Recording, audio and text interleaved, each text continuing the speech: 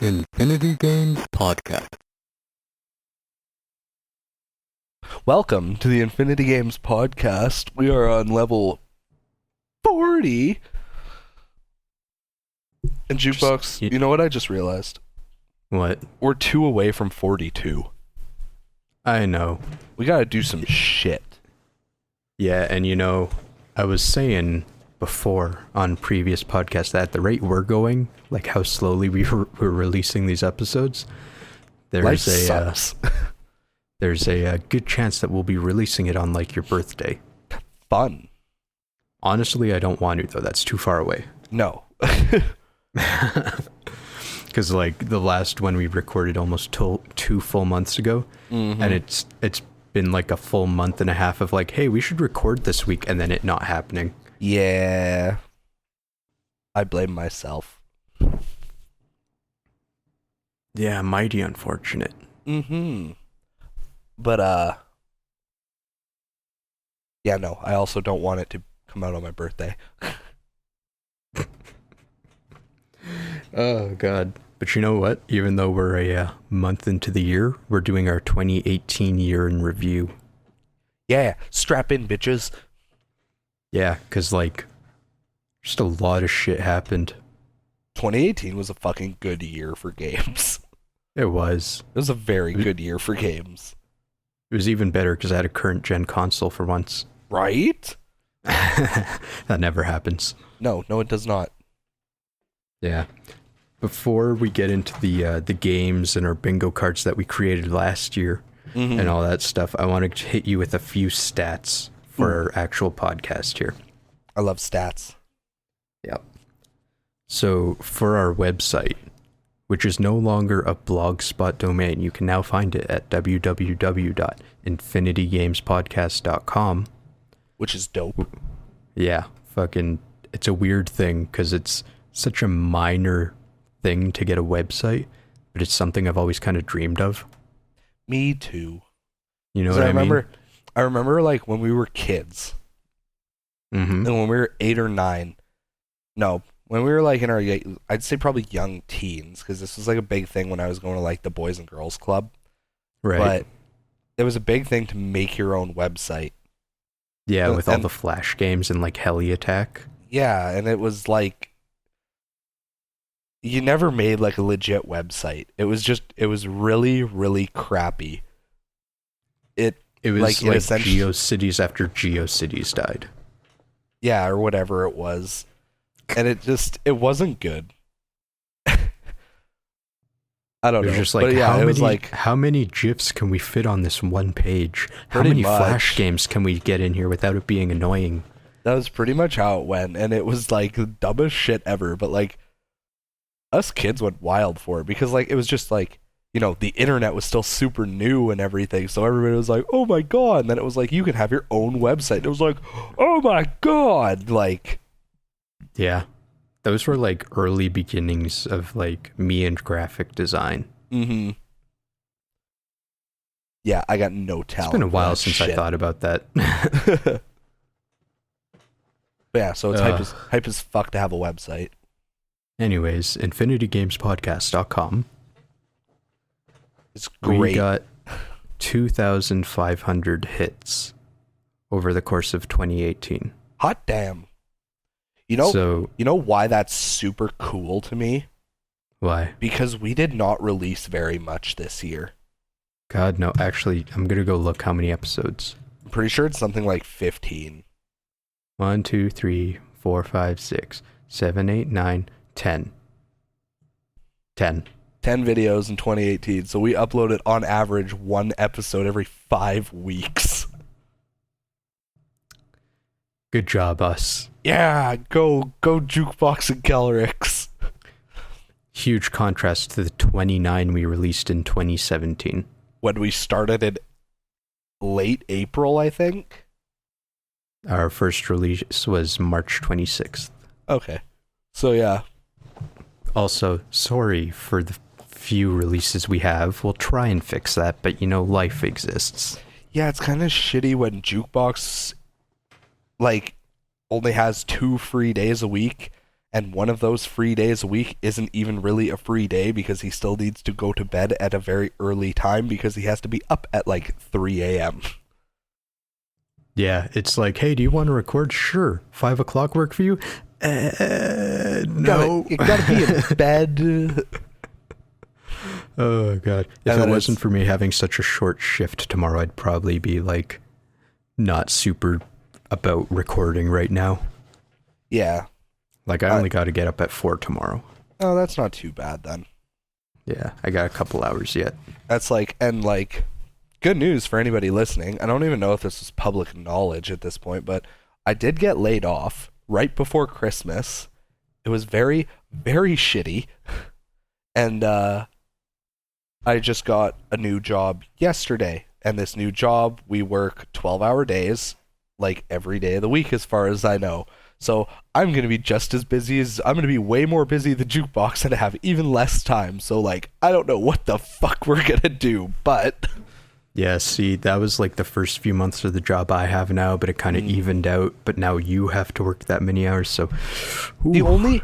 The only advantage is like, because you're too stubborn to let me be involved with the editing and stuff, and I don't need nearly as much sleep as you do, like, I'll still be able to, like, have a semi-life. But, so, like, I'll still be able to make time. It'll just be, like, I think, like, the most important thing for us is to just make it so that Friday at, like, 8 p.m. we say, fuck it, and we record an episode. Yeah, that might have to be it. Because that way, if we do it Friday at, like, let's say 8 p.m., like, I shouldn't be home any later than 7 o'clock at any point, because the shift, as far as I know, is 6 o'clock to 6:30. So I could be home and ready to go for 8, and then because you don't have to be up at fucking 3 a.m. on Saturday morning, should be okay. That's probably the best way to do it. We'll work that out after the show. Sounds good. Anyways, our website, 2,500 hits. Much excite. Which I'm sure some people who own blogs are just like, man, that's fucking nothing. But like, that's 2,500 suckers that had no idea what they were getting into that clicked onto our website. We hope you enjoy the content. We try very hard to make what we do put out entertaining. Thank you, suckers. Our podcast as a whole, on iTunes, Google Play Music, and the RSS feed, has been viewed 2,300 times. Whew. And that's this year, right? Yep. Okay. So that's the amount of times that people have either searched it up, found it, or at one point downloaded or listened to an episode. That's awesome. 482 downloads across 39 episodes. Oh. So what's the math on that? That's on average, every episode was downloaded. Hold on, let me do some thinking.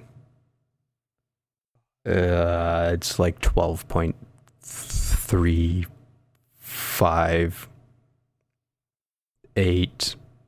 So essentially, numbers. We either have 12 people who are like very, very into the podcast, or we have a greater number of people who just download a random episode here or there. Yep. So either way, we appreciate you. Throughout the year, we averaged 35 subscribers. Cool. We're currently sitting at 43. Nice. Right? And then I'm going to give you the top 5 for episodes that have been listened to and downloaded. Ooh. Can I guess? Please do. Yay. Hang on, let me pull up our filmography here. I guess discography would technically be more accurate. Yeah, kay. Kind of. Okay, I'm gonna say, our Ready Player One book podcast. The Super NES hype episode.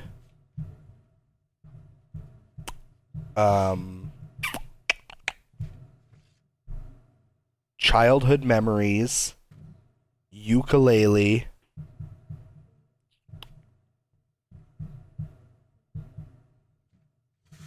And I'm having trouble picking a fifth one. Ooh. And You picked all episodes that I am very fond of. the Smash Ultimate episode we did. All right. You got none of them. Hot fucking shit. Though, those pretty much would have filled up the spots from like 10 to 5. Nice. Okay. So I picked 5 correctly if the first 5 didn't exist. Okay. So our 5th most listened to, Yep. episode 21, Mario Kart 8. Oh, for fuck's sakes, why didn't I guess that one? Which honestly, for a long time, was our top listen to, because that was just a good time. I definitely feel like again, to the people who actually listen to these, we love you. And we do. We appreciate the shit out of you. Please, like, write a comment, give us a suggestion. We want to hear feedback. Yeah, that's like goals for 2019. Yeah. One comment. But I was gonna say most of the peeps probably just saw Mario Kart 8. They were like, "The fuck." Is this a new game? Yeah, I need to. They announced something. What I miss? I need to see what this is all about. Is it Mario Party but with that was go-karts? a good episode. Seriously, and it spawned like this inside joke for the podcast that we've been using ever since Mario Kart 8. I'm gonna listen to that later. Oh my god. Okay, that was number 5. Okay. Number 4 was our very first episode, Nindy's Kids. I was gonna guess Nindy's Kid, but like at the same time, we have no idea what we're doing, so it's so cringy.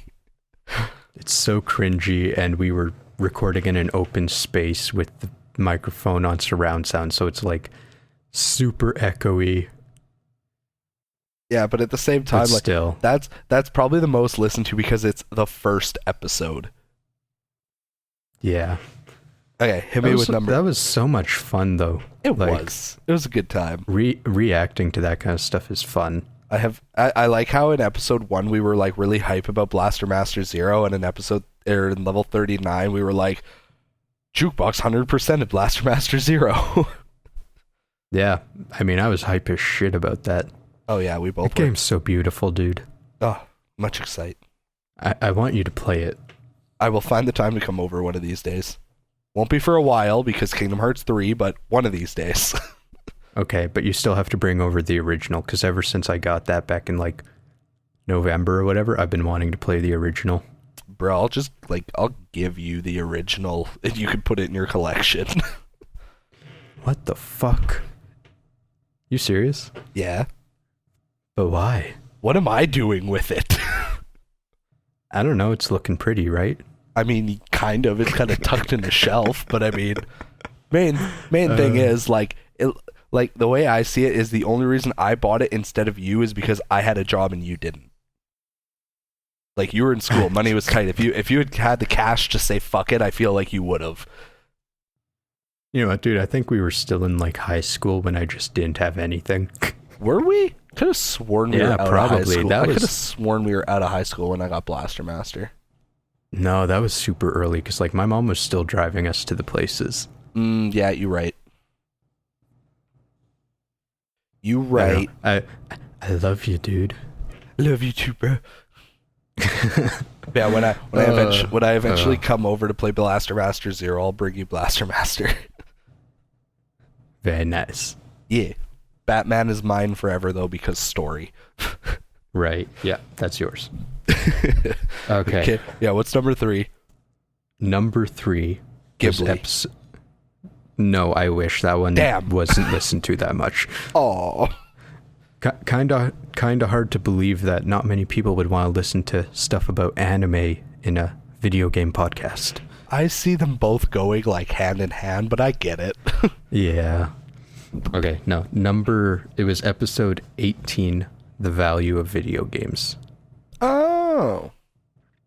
Which honestly, I feel like that's just people were like, hey, are my games worth money? Yeah, probably. Oh, look, a podcast, and then they're like, oh, they say the F word a lot. I'm just going to leave. We're fucking sorry, all right? Get the fuck over it. Yeah, jeez. Okay. Actually, it's been a really long time since I've updated my list. I should do that someday. Yeah. Because I'm approaching 600 games. God damn. Yeah. And like, it's a couple tens of G's of dollars there. Mm-hmm. Okay, number 2. Yep. You'll like this one. Will Episode 26. Mega Man, he's up on the roof. Fuck me, I was gonna guess that one too.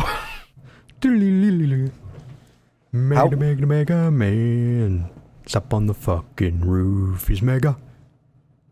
Did you do that on purpose? Because your voice got super robot-y when you did that. No, but I wish I could have heard that. Oh my god, it was so wonderful, especially when you did the like it sounded like fucking NES music. I was like, what? Jukebox Hero just 100% broke. Yeah, pretty much. I spilt water in my lap, my CPU got dislodged and started short-circuiting, and... Yeah, Jukebox keeps all his RAM in his dick, so the water shorted it out. I am a robot. That was 2 puns in one, and I'm proud of myself for it. Congratulations. Thanks. Okay, what's number 1? Number 1? I feel like it's level 35. No, I'm kind of amazed, and I'm not too sure why. This is episode 22. We've been playing games. Why? Let me just have a glance here. Because that came right after Mario Kart 8. Yeah. That was like after almost a 3-month gap. Excuse me. Like, I'm not surprised, but I'm kind of surprised. Kind of surprised. Yeah. Hype? I don't know. Maybe we just had like all the right words in there. Because that was like Metroid, Cuphead, Destiny. Mm-hmm. It was probably also because it was one of our shorter episodes.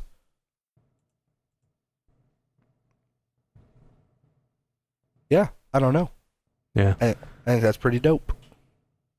Yeah, overall, we actually had a pretty big bump there in viewership throughout the 20s of episodes. Yeah. So, like, as we approached the end of 2017 there, we were getting more viewership. I got through our little statistics there. I just wanted to update you and all the viewers on, I mean, more or less how well we're doing, because, like, I'm pretty fucking hyped about those numbers.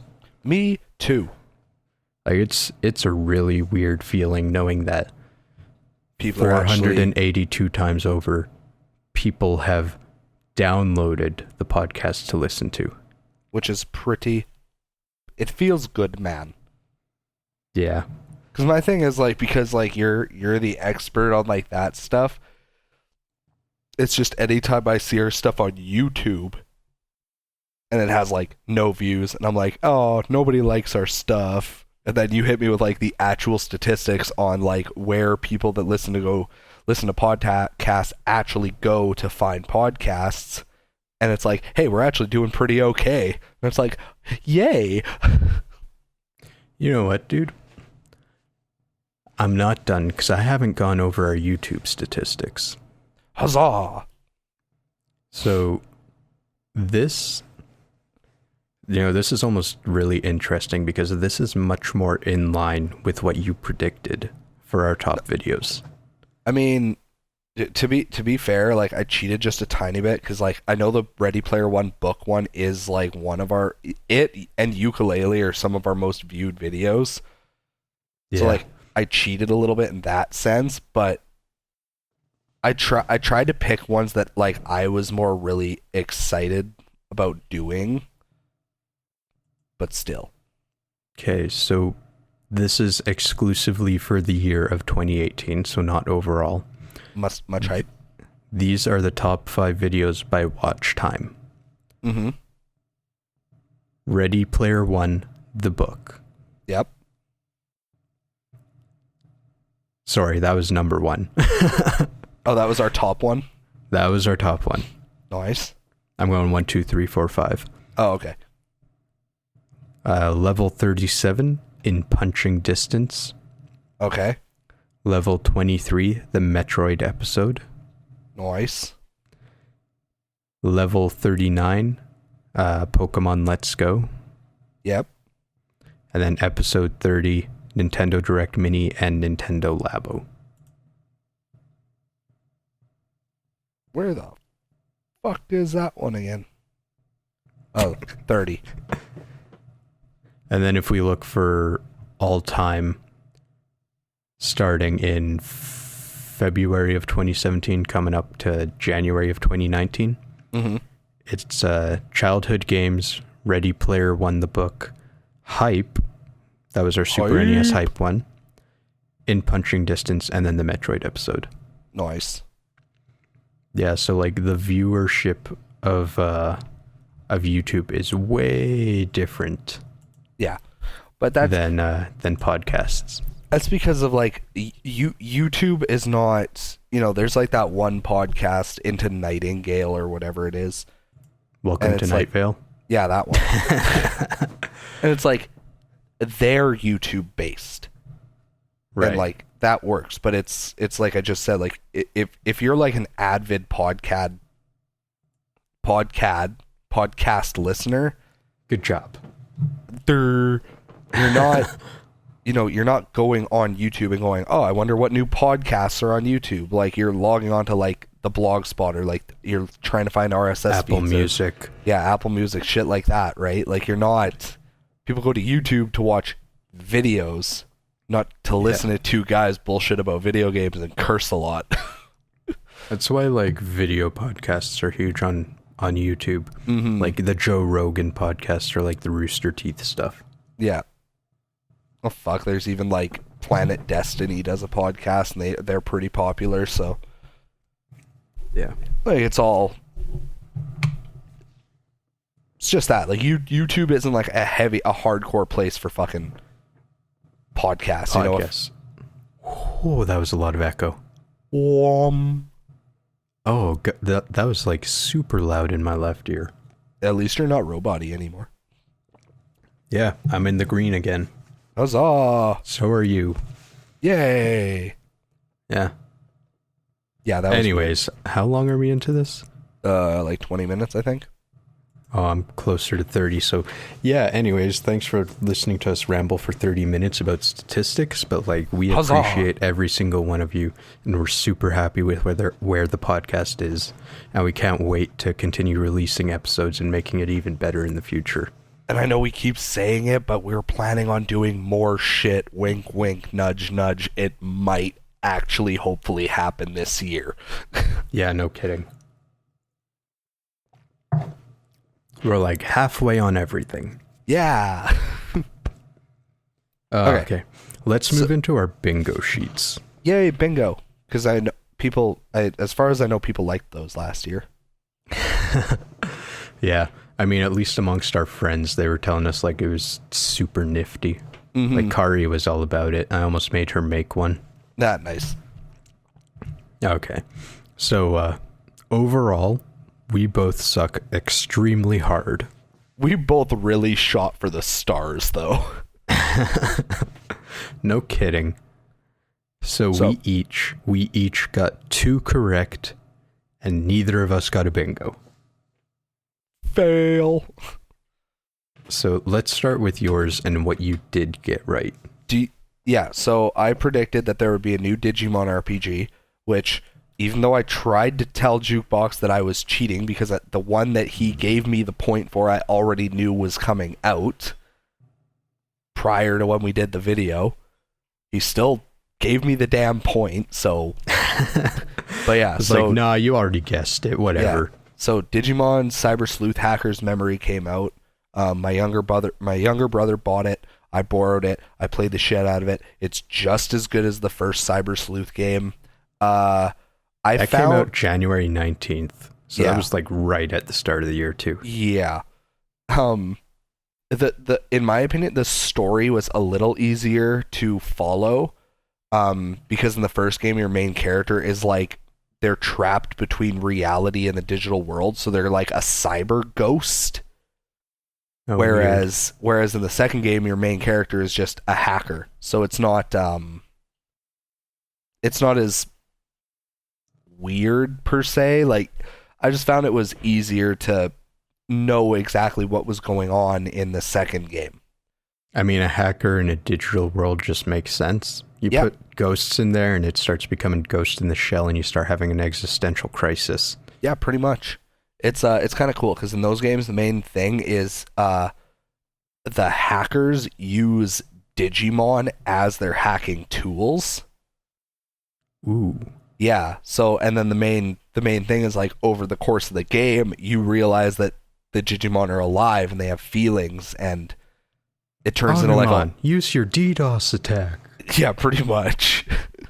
So like, instead of companies installing firewalls, they'll just pay out the ass for like powerful ass Digimon to defend their shit.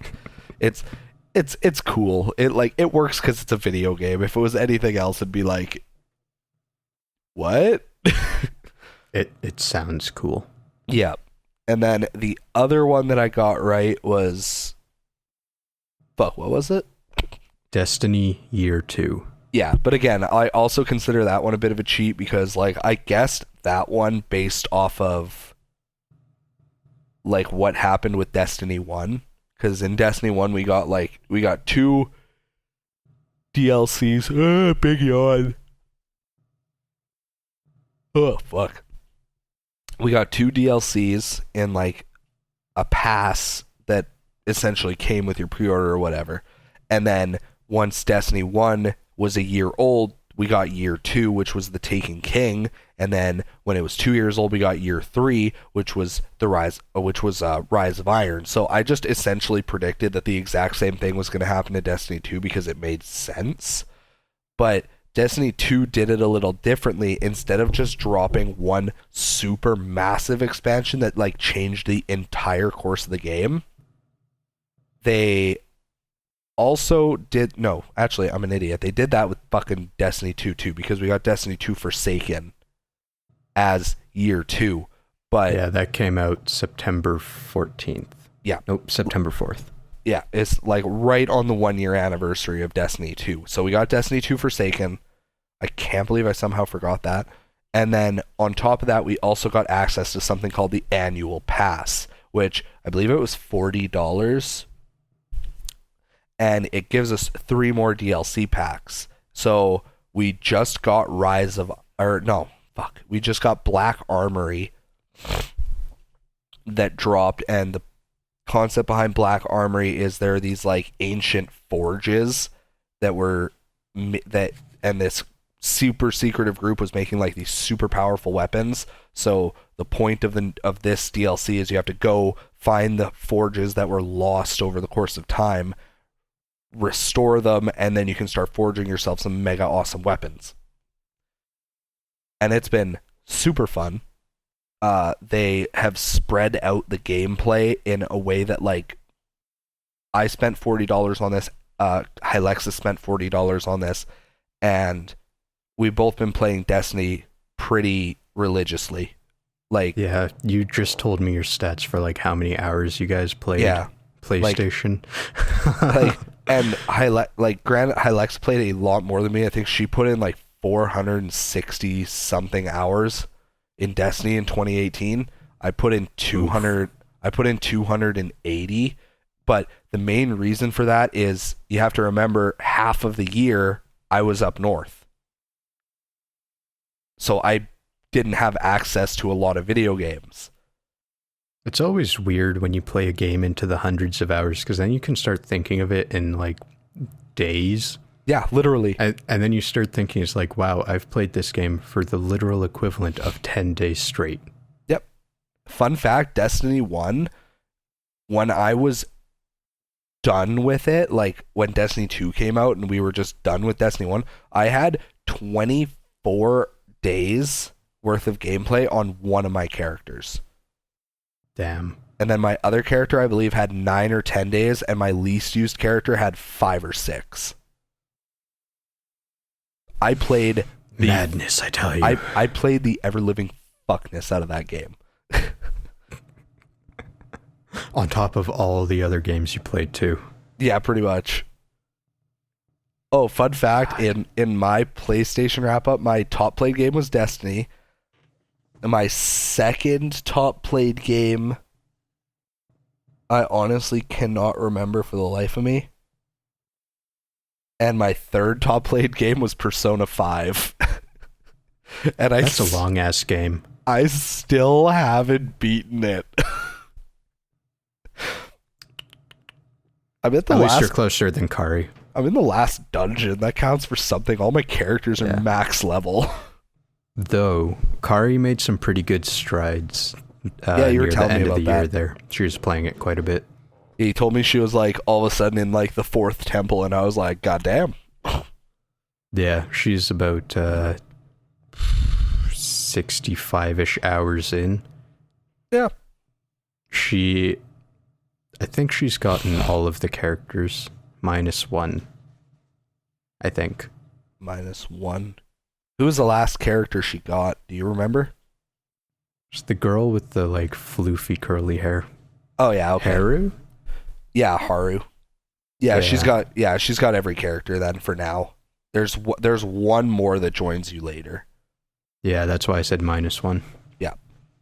So yeah, she's getting places. Nice. Yeah. It's kind of funny. 2018, it's like I don't play a lot of games anymore.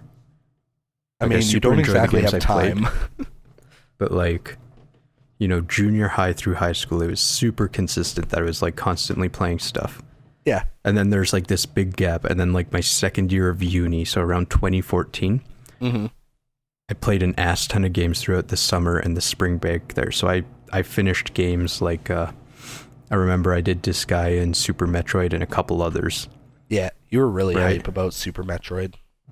And then I got this hefty gap in there again with a lot of Pokemon Go in between, because that doesn't really take any engagement.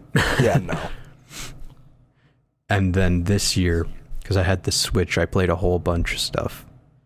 Like, I got Mario Odyssey, I got Pokemon, I got Smash, I got Katamari.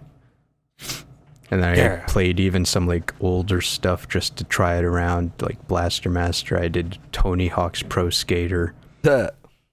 Just like a bunch of random stuff. Still dope. Yeah, so like this has been like a mini renaissance where I'm playing games again. Huzzah. It's always nice when the guys hosting the game podcast actually play games. I find that helps. 1 out of 2 ain't bad. Yeah, we're halfway there. Halfway on everything. Glass is half full. Nice. I like the optimism. Anyways, but yeah, I got 2 right as well. Indeed. So the first is Project Octopath Traveler. Got a release in Q3. Nice. And I was pretty pleased with that because there was no indication of the date, but we were pretty set on it being in 2018. Yeah, we were pretty confident it would release in spring. Yeah, but Q3, so I got right at the like beginning of Q3. Like I barely got this point because it was July 13th. Literally 2 weeks earlier, I would not have gotten this one. Yeah. You would have missed it by a cunt hair. Yeah. And then the second one I got was a Pokemon Switch game released in Q4. And Let's Go released in October? November 16th. Was it November? Yeah, okay. Yeah, it was. And if I want to get like super technical but still be wrong, I said that Kingdom Hearts 3 was going to get delayed and then released in Q4.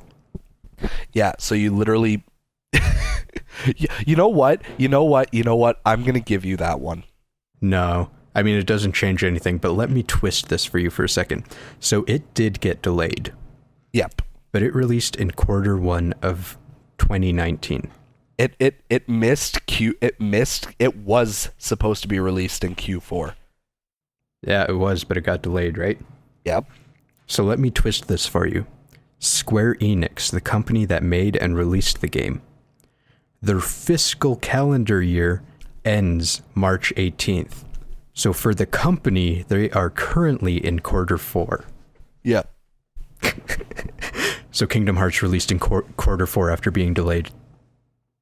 Yeah, so like super technically, you get the point, but God, no, I'm technically I'm don't. not taking that point. See, I said I was taking the Digimon point. Yeah, but at least that one actually happened. Yeah, that's fair.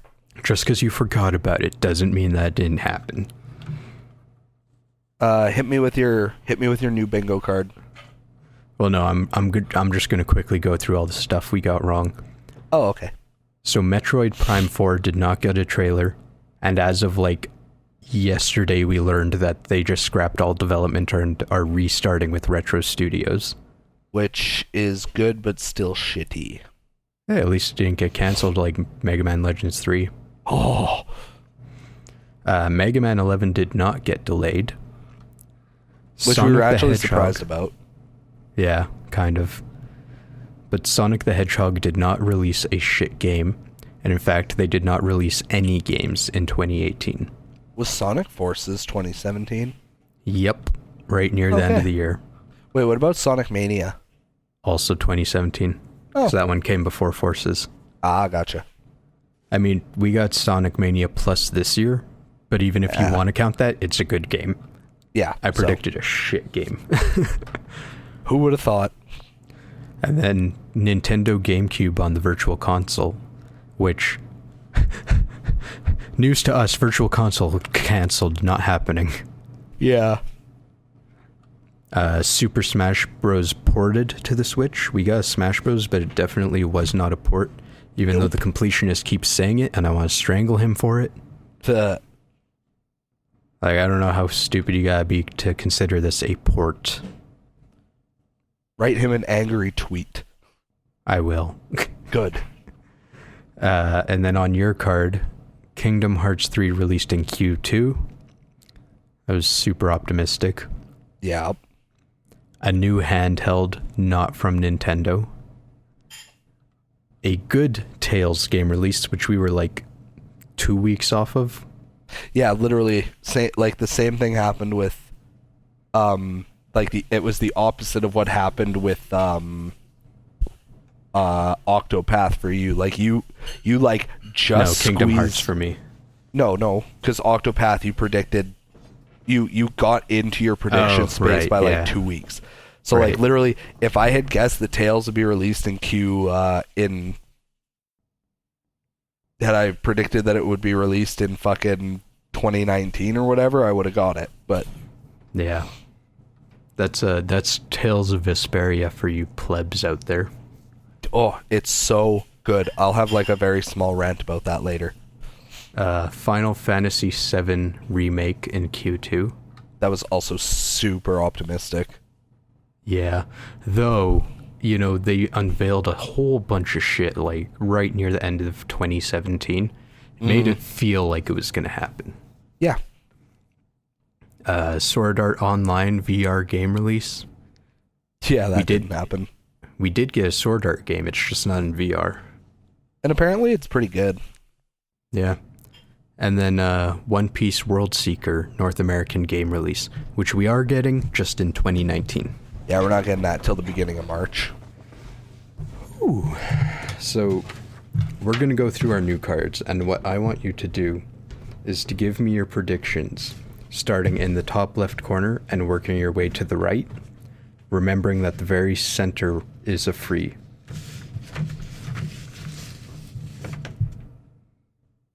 hit You me got with that? hit me with the go. Let me flip over this paper because I gotta write them down. Go. An SAO VR announcement in September.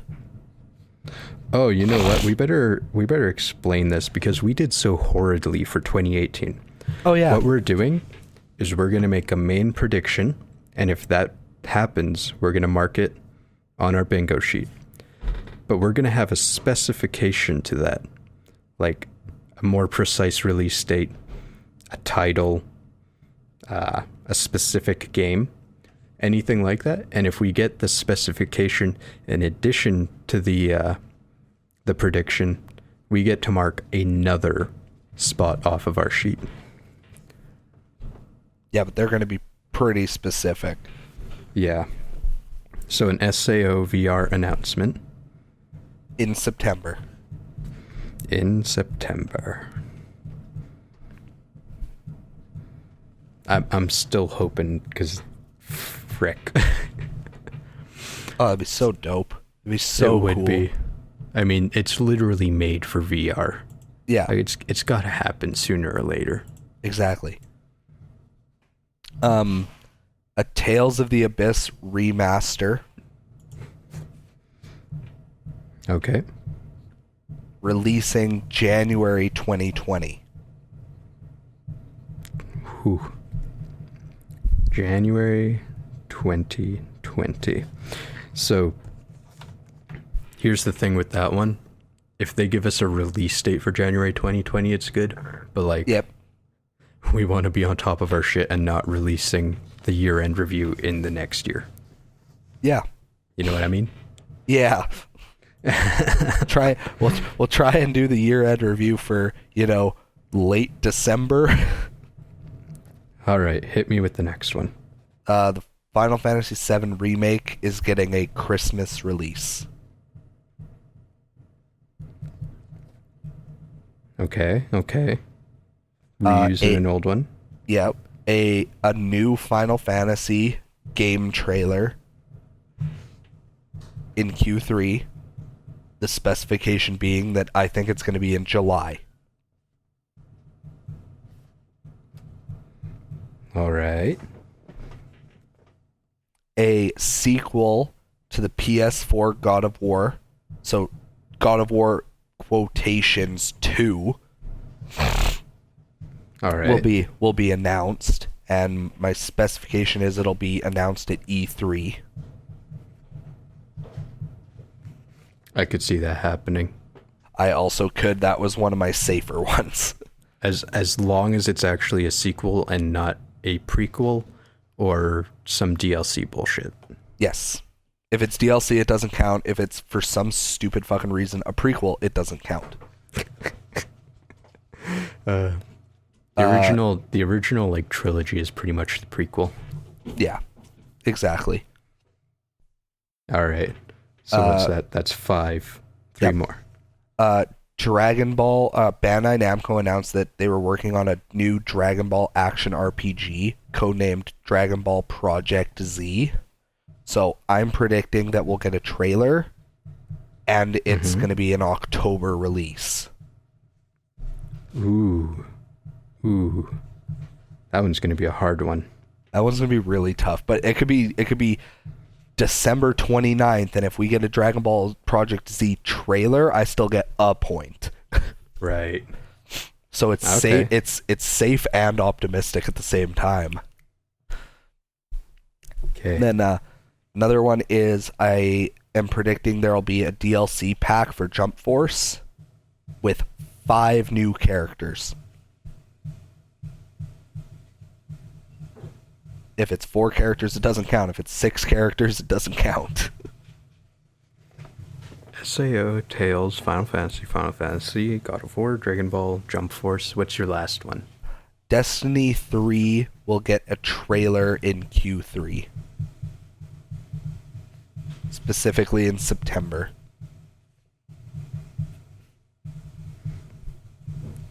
Man, We do a nice balancing act here, because your entire list is nothing Nintendo, and mine is mostly Nintendo. Man, I love Nintendo, but I just don't care. I know. And it's just like, I don't give a shit about anything that isn't Nintendo right now. Pretty much. I mean, Kingdom Hearts 3 is pretty fucking hype, though. Oh my god, I'm so excited. I know. Like, if there's anything that I'm caring about so far from the others, it's Kingdom Hearts 3. That's going to be a painful day of work on Tuesday. Oh, dude. That's going to be so painful. Okay, let me hit you with my predictions. Yes, please. Starting in the top left. Okay. I'm predicting there's going to be an Xbox console announcement. Oh. My specification is that it's going to have VR integrated somehow. Definitely makes sense. Yeah, so I know they're working on like the HoloLens stuff, but like they're going to move forward and they're going to be jumping straight into VR. Like that's going to be their hot gimmick. Yeah. Because usually Xbox is super safe and they're just like a more powerful thing of last year. My second prediction is that we're going to get for the Smash Bros. DLC, we're going to get a third-party character other than Joker, because we already know about that one. Yeah. It's going to be a third-party character. It's going to be Spyro. Ooh. And I predict that because we got the Spyro trilogy on the Switch. Yep, makes sense. Okay. Animal Crossing for the Switch is going to come out in Q4. Much excited. It's going to come out in October. Because Nintendo's been doing some funky shit with their releases, and like Mario Odyssey, their hot new big game, was also an October release. Dope.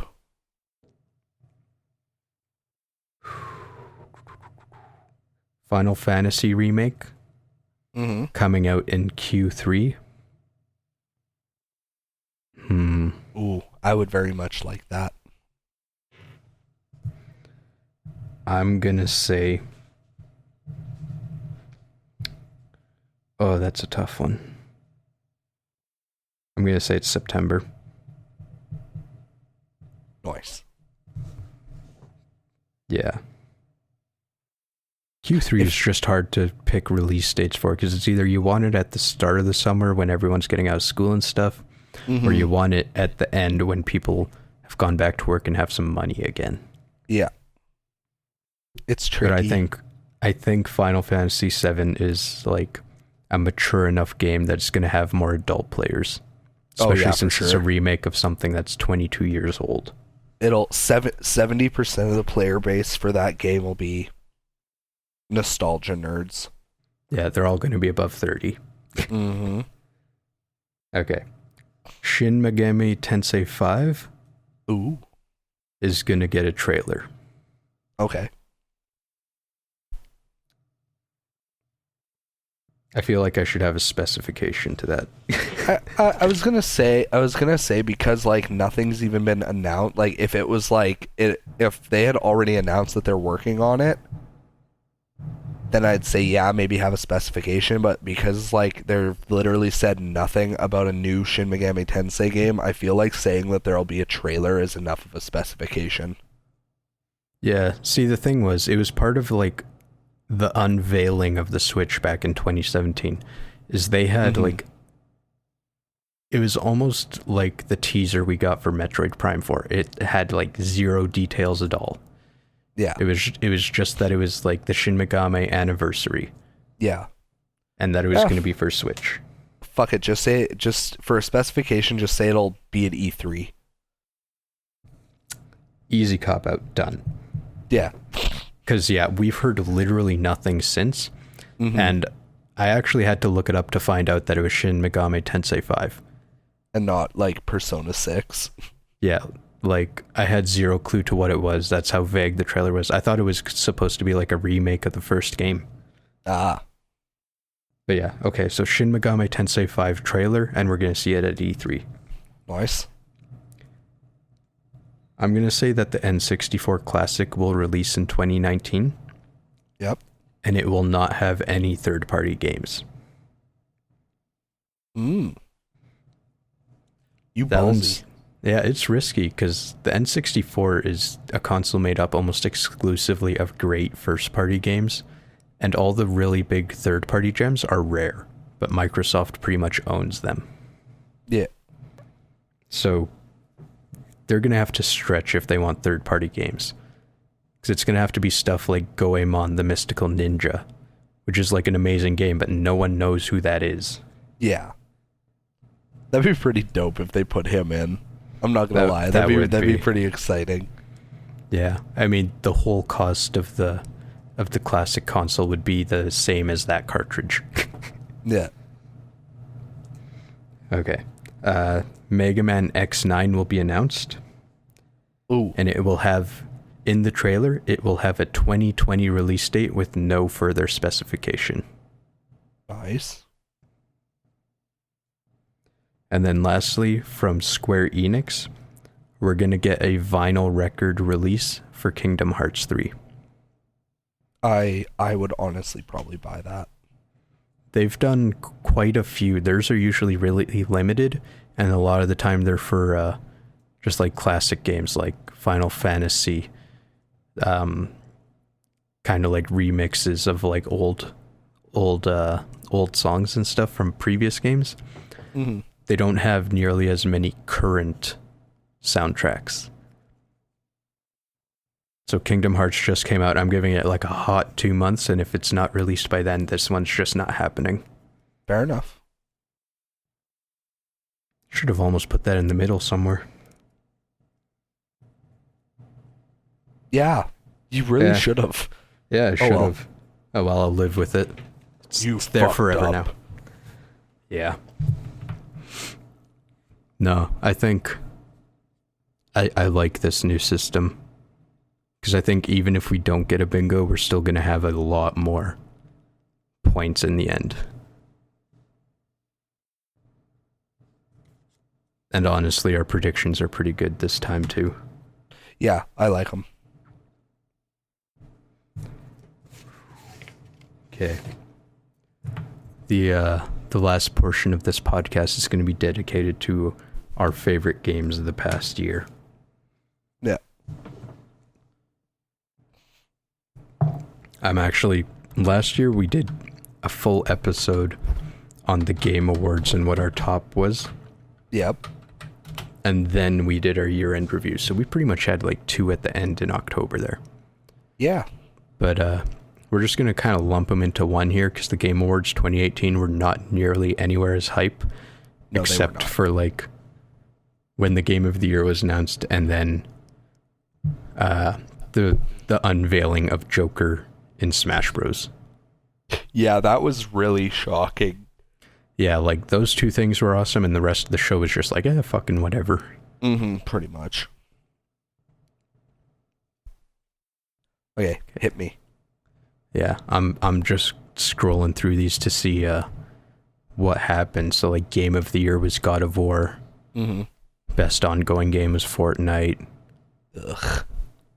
Best I don't even know what the fuck this is. Best art direction was Return of the Obra Dinn. Huh? Yeah, exactly. To Google. Best audio design was Red Dead Redemption 2. Games for Impact, they had Celeste. Best mobile game, Florence. Best action game, Dead Cells. Best role-playing game, Monster Hunter World. Nice. I forgot that came out. This Obra Dinn game looks beyond stupid. I'll take your word for it. I think it's supposed to be like a mystery game, but like it's all black and white and it just does not look good. I feel like it would give me a headache. It's mighty unfortunate. Mm-hmm. Best family game went to Overcooked 2. Best sports or so racing was Forza. Best student game was Combat. Best game direction was God of War. Best narrative was Red Dead. Best score was Red Dead. Best performance was a guy in Red Dead. Best indie game was Celeste. Best VR was Astrobot Rescue Mission. Best action adventure was God of War. Best fighting was Dragon Ball Fighter Z. Best strategy was Into the Breach. Best multiplayer was Fortnite. And best debut indie was The Messenger. Mm-hmm. So really, I'm just seeing a lot of God of War, Fortnite, Red Dead Redemption 2, and Celeste. They fucking owned that entire fucking night.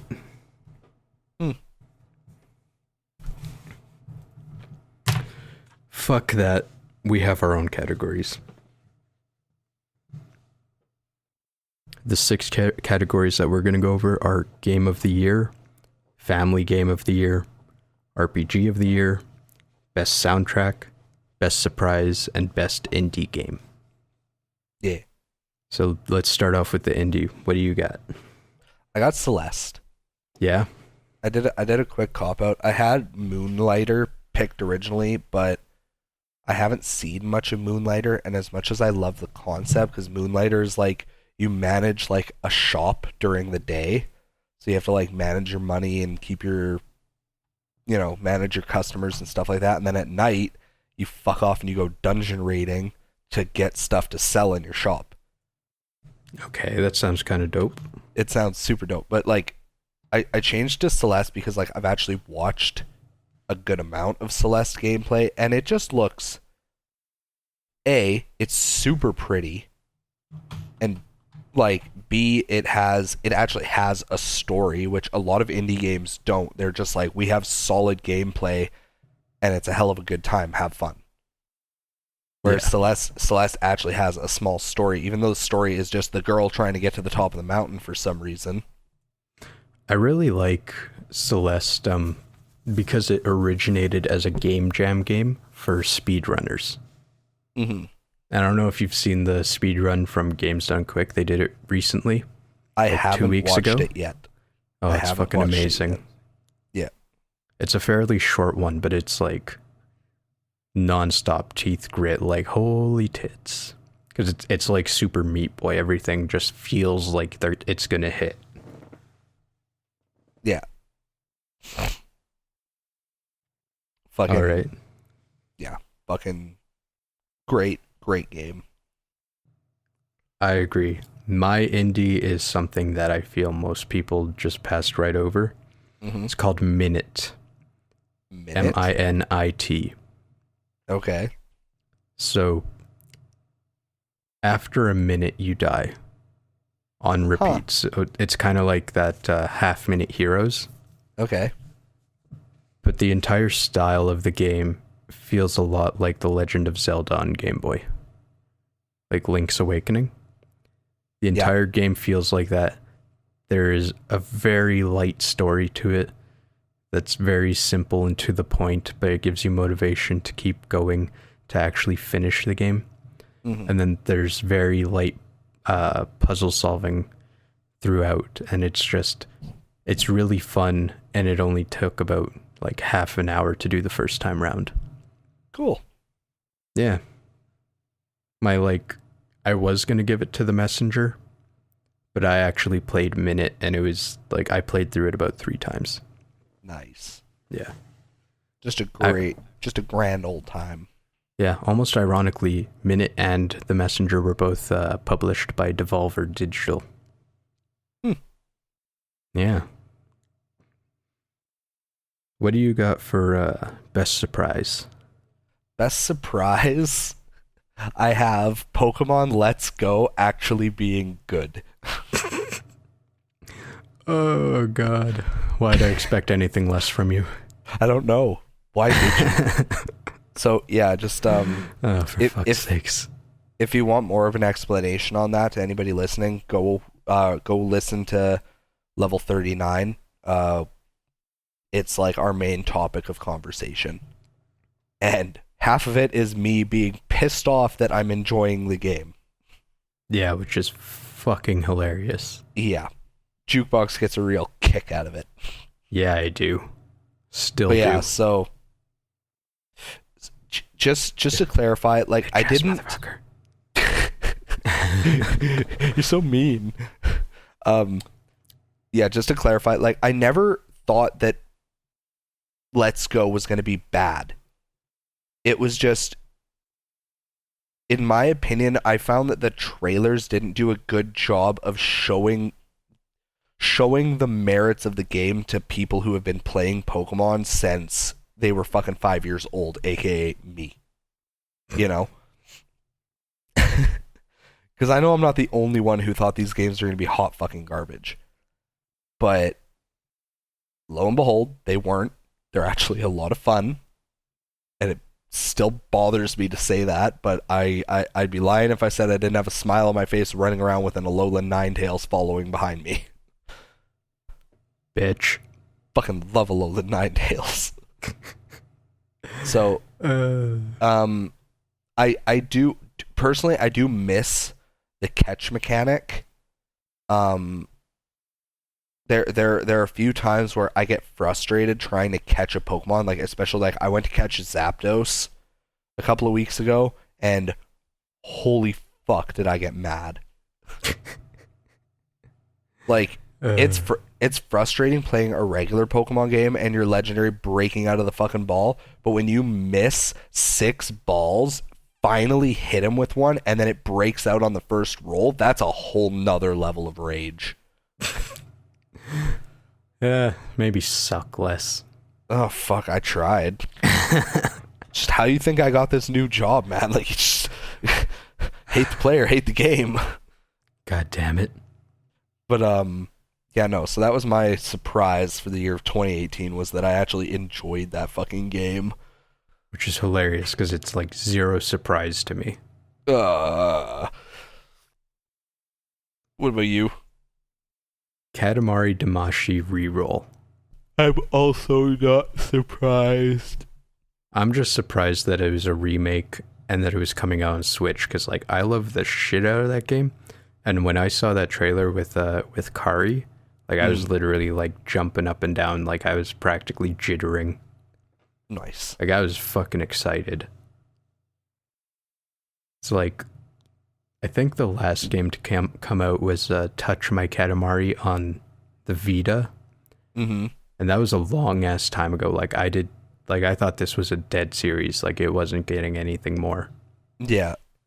And to have like a remake of the first game, which is like amazing, and to have it on the Switch so I can actually play it, just perfect. I like it. Yeah. What is your best soundtrack? I get a really good cop out here. Oh, do because Undertale was released on the Switch. Oh, fuck you. That game's already like what, 3 years old or something? Something like that. But yeah, seriously. If it wasn't for that, I don't know what I'd pick, because I can't like think of any other good soundtracks. Oh, I got one for you. Nothing that I've at least played though, but like Undertale, like I went out of my way to buy that on vinyl, and I only buy new vinyl for like extremely special records. That's how much I love that soundtrack. That game's soundtrack is some next level shit, and I haven't even played Undertale. Yeah, I mean, it's got great theming throughout the entire game. Like, Toby Fox knew what he was doing there, because it's like all the boss music kind of melds into each other. Like, the theme is there, but it's always different. Yeah. Like, for anybody listening, if you haven't heard Undertale music somehow, just go to YouTube and search Megalovania. And it'll blow your goddamn mind. My favorite is Hopes and Dreams. I haven't heard all of it, obviously, so one day. Definitely. Yeah, one of these days. One day. I think I know what yours is. Do you? Yeah. Do you really? Yeah, it has something to do with walking in 8 directions. I can't tell if that's a pun or not, but yeah, it is Octopath. I'm sorry, okay? I walked in, I started with the hunter chick, and the music was amazing. And then I went and got my cleric girl, and holy fucking shit, I almost peed my pants. Goddamn music made me cry. So beautiful. I didn't actually cry. Saving those tears for Kingdom Hearts 3. Gotta load up on them. It's gonna be a hefty ride through that game. You know what? I don't even fucking care. I'm gonna date this goddamn episode. I get that game in 3 fucking days, and I've fucking never been more excited for anything in my life. I honestly thought it came out yesterday. In Japan. Oh, okay, that's why. Yeah, no, if it came out yesterday, you would not, I would not have messaged you at all. See, yesterday I was expecting you to like message me and be like, dude, guess what I got? Ah! Yeah, that would just have like start freaking out. You know what's fucked up? What? We are not getting a midnight release. Really? Yeah. I don't understand how. I'm actually really surprised. Yeah, like this game is like the hypest thing in the fucking world right now. Like, how? What? Yeah, I don't know. We've gotten midnight releases for a lot of hot shit. Maybe it's just because it's not first party, but at the same time, I remember getting Duke Nukem at midnight, and that game was not the greatest. Yeah, I don't get it. Oh, whatever. no. That's the main reason I said that Tuesday would be a very, very painful day at work. Yeah. Because, like, I'm just like, oh my god, I'm just going to be wanting, like, I guarantee nobody's safety when I leave work, because I'm going to fucking beeline to the goddamn EB games. Straight through the front window, like, gimme. No, frickin' Octopath Traveler, the music in that game, because I've listened to some on YouTube and then I've played the demo, it's a lot like the game itself. It's retro 8-bit-ish, 16-bit-ish music, but with like modern tools. It's just so good.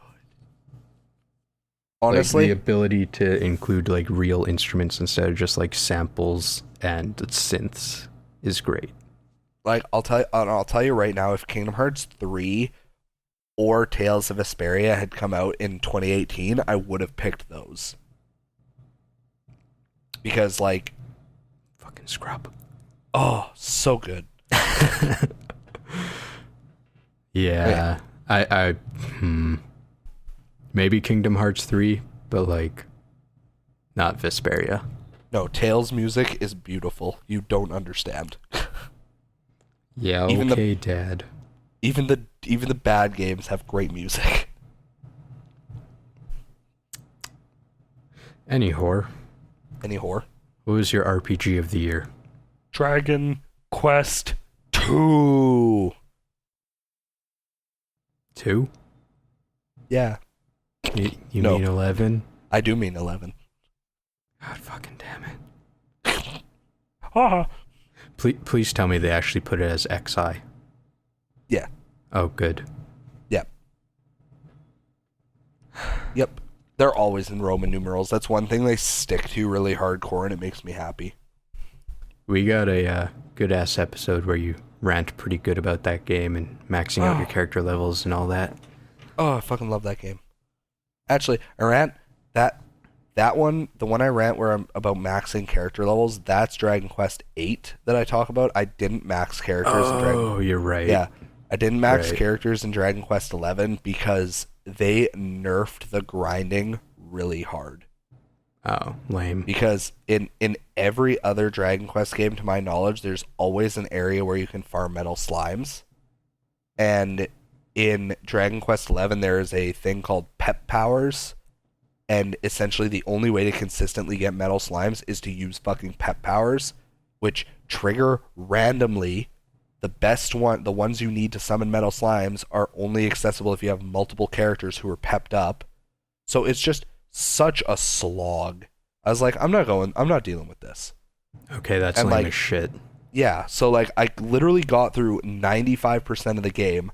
I got like the best fucking weapon in the game. I did like a bunch of like the end game side quests. The only thing I had left was to go kill the final boss, and I was like, I know I can't beat him unless I'm in the 70s for levels, and I'm not grinding 15 levels on fucking basic ass enemies. That'll take me literally 3 days. I'm not doing it. So I just didn't. Good choice. Yeah, so I never beat Dragon Quest XI, but that's because their like end game was very flawed. Oh, that's lame. Yeah. It's funny because my only hype around that game is the fact that we got it because we didn't get 10. Yeah. I was also very hyped. Like, honestly, that game, 9 out of 10. Like, great game. It's just, you get to that last part, and if you haven't been, like, steadily grinding through the entire game, and by that, I mean, like, you saw an enemy and you fought and killed it, and you never avoided anything. If you did anything but that, you're going to get to that end point, you're going to need to grind, like, 10, 15 levels, and it's going to be the most boring thing in your fucking life. It's kind of funny because that's how I play RPGs. I fight literally everything. Yeah, I can't. Depends on the RPG. It depends on the RPG. Like, when it comes to, like, Kingdom Hearts, for the most part, I'll fight anything unless I know I'm already more than powerful enough, in which case I'll skip shit. Right. Because it, like, if you're like 5 levels above where you need to be because you've been fighting everything, you don't need to keep fighting everything, because then you're just going to become way too over leveled and there's not going to be any challenge. That happened to me in Kingdom Hearts 2 once, and it was not fun. Sucks for you. For me. So, but stuff like Tails, just because honestly, like, the main reason I dodge enemies in Tails games is because honestly the loading screen for fights is so dumb. You know what? I retract my statement.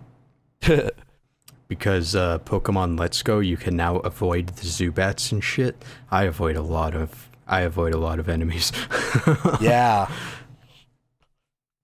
That was one. That's one thing I do hope they bring into Gen 8 is I do like seeing the Pokemon. I like seeing them on the field. It's fun. And I think they will. It's more immersive too, which I like. Yeah. Cuz like that's just it. Like in the actual Pokemon universe, you're not like, walking around and you're like, "Oh no, I wonder," and then all of a sudden it's like you black out and then you wake up and it's like, "Holy shit, a Rattata. Go Pikachu." Like, no. Yeah. I think they will, just because they generally don't regress on features.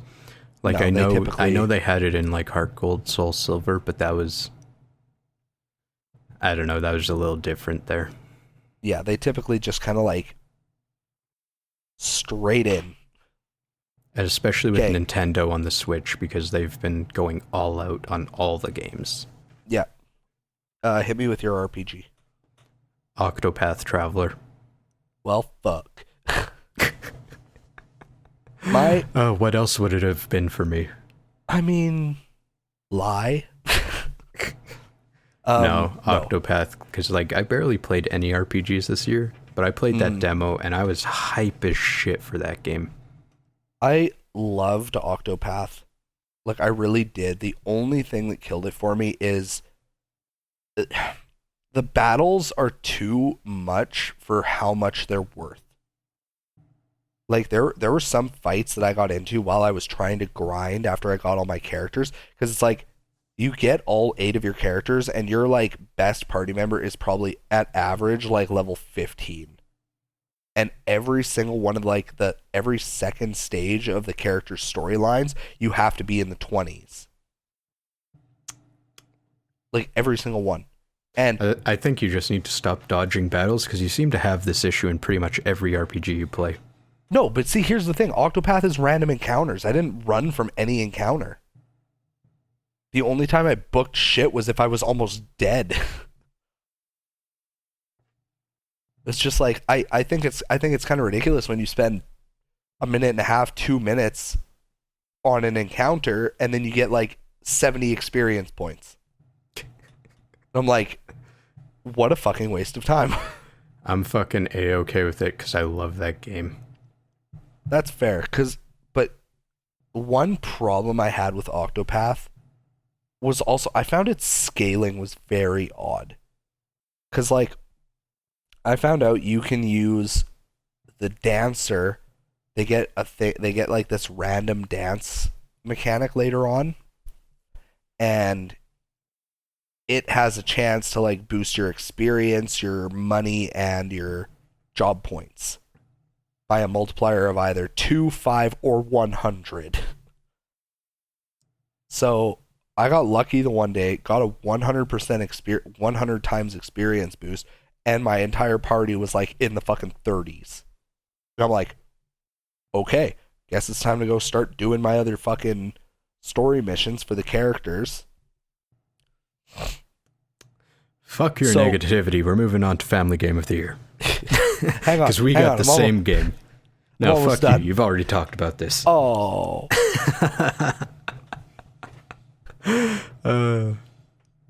Even though neither of us have played it. I'm talking about the family game now. So fucking hard. I'm talking about the family game now. Leave me alone. Super Mario Party. Yeah. I've watched so many people play that game. Me too. It looks fun as hell. Just like teetering on that edge of going to get it. Because I never have enough people to play it with anymore.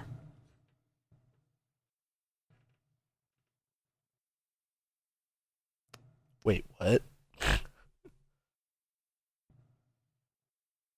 Because we don't have our get-togethers anymore. So it'd literally just be like me and Kari. And then maybe one day you show up and we can actually play it. I mean, one day. It's the worst part about being adults. That game, so beautiful. And they brought it back to like the OG way of doing things. Yeah, I don't understand why they thought the car was a good fucking idea. Yeah, and they made the levels immersive and fun, like they were from like the GameCube days. Like, as a short example for anybody who hasn't seen it, there's one level that's like a fruit island, and you can land on a space that progressively melts an ice cream cone, and whoever lands on it and finishes melting the ice cream cone gets a star.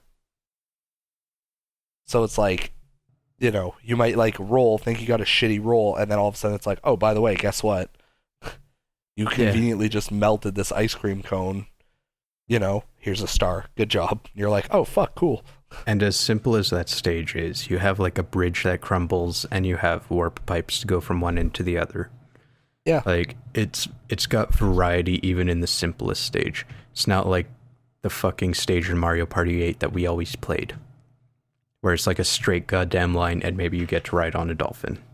God, like Mario Kart 8 was good, but it was so bad at the same time. You want to run that one by me again? I said Mario Kart... Oh, fuck. Mario Kart 8? Mario Kart 8. Mario Party 8 was good so fucking good. Job. I'm so proud of myself. I didn't even try to do that. Priceless. Yeah, no, Super Mario Party looks dope as shit. It is so great. Okay, hit me with your game of the year. Are you ready for some bullshit? I am ready for some bullshit. All right. Because I haven't played this one. No, obviously. But I've seen 2 playthroughs of it. Lovely. And it's not a Nintendo game. Wow, I'm impressed. Yeah, see? Ready for some shit? Hit me with some shit. It's God of War. Same Z's. On PS4. Game Awards did one thing right, and it was God of War winning Game of the Year. That game is actually like a hard 10 out of 10. Yeah. Like I had to change my mind on that one, because before I was like, maybe, no, it's still bullshit, but nah, Game of the Year. It had such a huge impact, and they took what you expected of God of War and just kind of like flipped it on its head, and then gave it such a great open world. Yeah. World, people that call it open world, it technically isn't, but it's like, it's fucking close enough.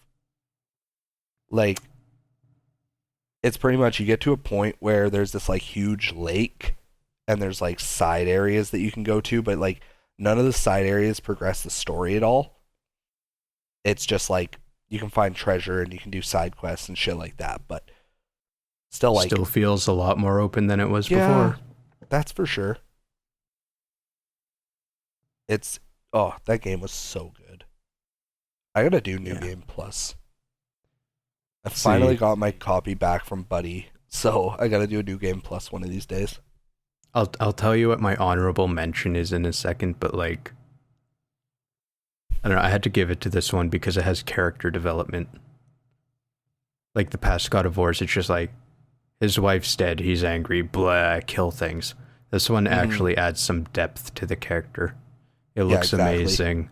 It has, more intuitive combat. Combat's so good. Like, fuck. No, I loved playing through that game. Oh, it was so much fun. I'm getting quiet because I'm just sitting here thinking about it. Oh, anyway, my honorable mention is Spider-Man for PS4. Because I actually just played that game. And, like, I put it in, and then I proceeded to play it for, like, 12 hours straight. Wow. It was a dumb, stupid, fun game. It's, like, the combat is tight as fuck. There were a couple of times where I died where I felt it was pretty bullshit, but for the most part, like, if you died, it was because you did something wrong. And honestly, it goes straight back to, like, Spider-Man 2 on the PlayStation. Like, swinging through the city is, like, the number one funnest thing to do. I feel like if I played it, that probably would have gotten honorable mention exclusively for swinging around the city. Yeah, pretty much. It's like I had that Spider-Man game rented on the N64, and that's like all I did in it. And it's like later, like once you get to a certain point in the game, I think like 6 or 7 hours in, you get like a fast travel option, and it's like, nope. Fuck that. It's like I'd much rather swing 10 minutes across the city than travel. Wow. And it's funny too because all the fast travel scenes are like Spider-Man taking the subway or something, and I'm like, that's actually kind of funny though. Yeah, and I'm like, I'm pretty sure swinging through the city, you only lose like 30 seconds on average. Yeah. I'm like, so that doesn't really make much sense, but still. It only works in places like New York too. Yeah, pretty much. Could you imagine if Spider-Man was in like Kansas? Yeah. It'd be like, I have to develop web shooters that specifically like shoot at the ground. Be hailing a taxi is what he'd be doing. My honorable mention is Super Smash Bros. I'll give it to you. I was about to criticize you, but I won't. Up until today, that was my game of the year. But I just couldn't fight it anymore. It's God of War. Even though I haven't played it, because I know if I play it, I won't give half a shit. Oh yeah, because that's not my kind of game, and that's why I wanted to do the honorable mention. Because like, I'm giving God of War the game of the year, but like my game of the year would be Super Smash Bros. And that's fair. And that's mostly because like there's not a bad thing about that whole game, and they finally got a single player campaign again. Yeah, even though I don't know, people are really divided. Some people prefer the Subspace Emissary, and other people say the World of Light is 10 times better. I don't know. I like both of them for different reasons. Yeah, all I know is that it makes Smash 4 look like hot trash. Smash 4 was hot trash. Yeah. At least in comparison. And it's funny because people keep saying, like, at least it didn't have tripping, as if tripping was really a big deal. Fuck, I think I maybe tripped like twice playing that game. Yeah. I mean, the whole idea behind tripping isn't even that bad, because it's like, if you are constantly, like, jiggling back and forth on the controller to kind of, like, psych out your opponent, it's like, after frickin' 10 seconds of that, you'll trip. Yeah, It's like that's you fair. literally got to be doing some stupid bullshit for way too long to trip. Mm-hmm. That's literally just the game's way of telling you, fuck off and fight. Yeah. Anything for in conclusion, or should we wrap it up? No, I'm kind of regretting putting God of War there. I want to put Smash Bros. Back. Fuck it, do it. Swap them around. I don't care. You know what? Yeah, it's better that way because everything else I have on my list is something that I was super attached to. Mm-hmm. Smash Bros. Game of the Year. God of War honorable mention. I'll give it to you. I'll allow it. Oh god! And with that, literally everything except my indie game came out on Switch. Nice. Hey man, Switch is a fucking dear good Lord. console.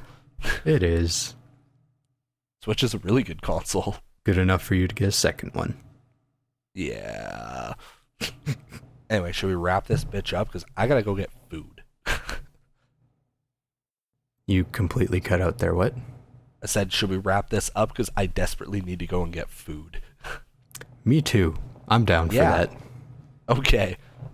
Yeah, that's our year in review. Episode 40.